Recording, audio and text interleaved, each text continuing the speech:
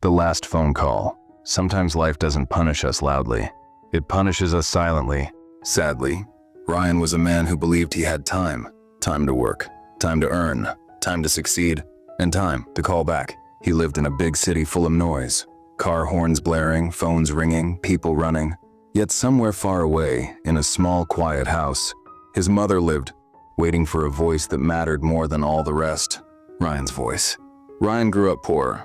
Not poor in love, poor in money. His father died when he was 14, growing up alone with his mother's responsibilities, and a fragile heart hidden behind a brave smile. She sewed clothes for others and cooked and sold food, and worked until her hands shook, just to make sure her son never went to bed hungry.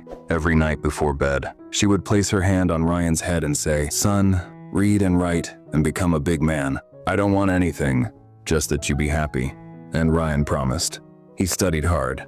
He fought through life. And one day he left that small house to pursue a big dream in a big city. At first he missed her a lot. He would call every morning, every night, sometimes twice a day. They would smile and talk to each other on the phone, but slowly, life got busy. Meetings replaced memories, and success replaced silence. Calls became shorter, then delayed, and finally, the calls would stop. His mother noted, but she never complained. Mothers are like that. She still got up early to make tea for one person instead of two, and every evening she would sit by the window, looking at the road that went nowhere.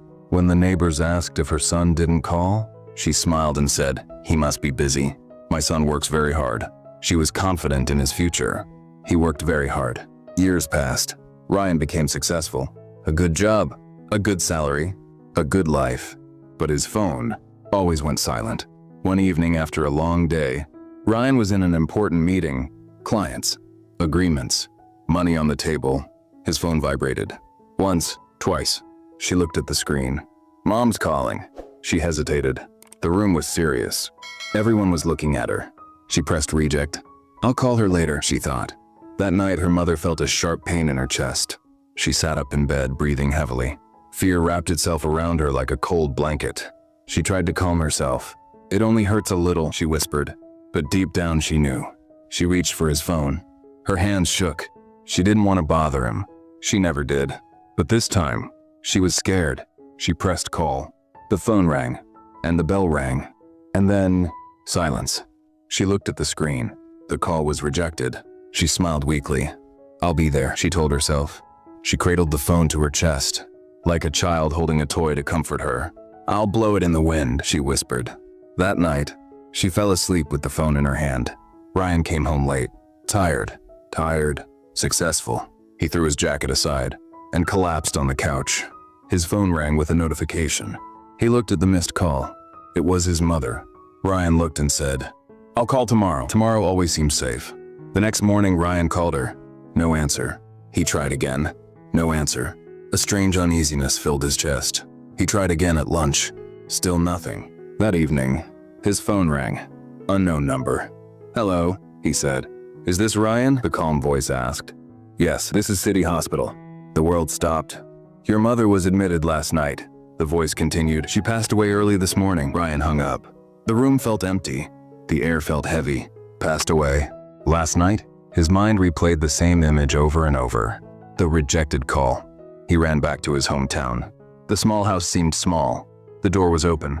The neighbors were gathered, and there she was. Still lying there, peaceful, silent. He held her cold hands and cried like a child. "I was busy, Mom. I was doing it for you. I was just a call away." But phones in heaven don't ring. Later, while cleaning his room, Ryan found something. A small diary. Inside were dates and short lines. "Today Ryan didn't call, but I prayed for him." Today his voice was lost. The phone rang. Not for me. On the last page, he wrote spontaneously, "My son didn't call, but there is peace in my heart. My son is happy." Ryan broke down. He realized the truth. He had everything, except time. Time he thought he owned. He thought time would wait, but time doesn't wait. People do, and sometimes they stop. Ryan quit his job later that year. He started going to orphanages, old age homes, hospitals. He talked to people, and whenever his phone rang, he answered. No problem, because he had learned a lesson that was too expensive to ignore. Moral of the story: money can come back, success can come back, Opportunities can come back, but people don't. If someone calls you today, especially someone you love, answer it. Because one day, that call may never come again.